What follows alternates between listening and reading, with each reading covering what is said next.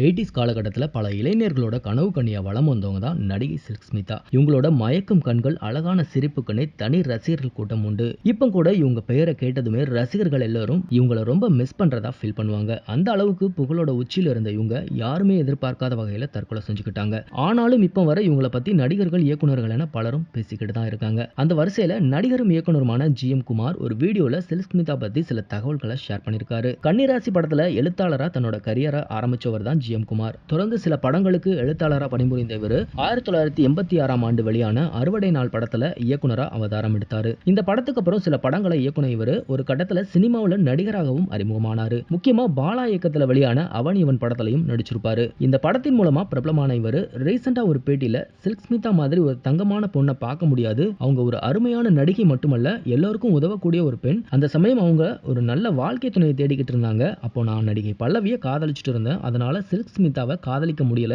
இல்லைன்னா நான் உங்களை காதலிச்சிருப்பேன்னு ஓப்பனா சொல்லியிருக்காரு. இவர் பேசின வீடியோ தான் இப்போ இணையத்துல ட்ரெண்ட் ஆகிட்டு வருது. இந்த மாதிரியான இன்ட்ரெஸ்டிங்கான சினிமா நியூஸ் பத்தின அப்டேட்டுகளை நீங்க உடனுக்குடன் தெரிஞ்சுக்கணும்னா மறக்காம நம்ம சினி மாடல் சேனலை சப்ஸ்கிரைப் பண்ணிக்கோங்க.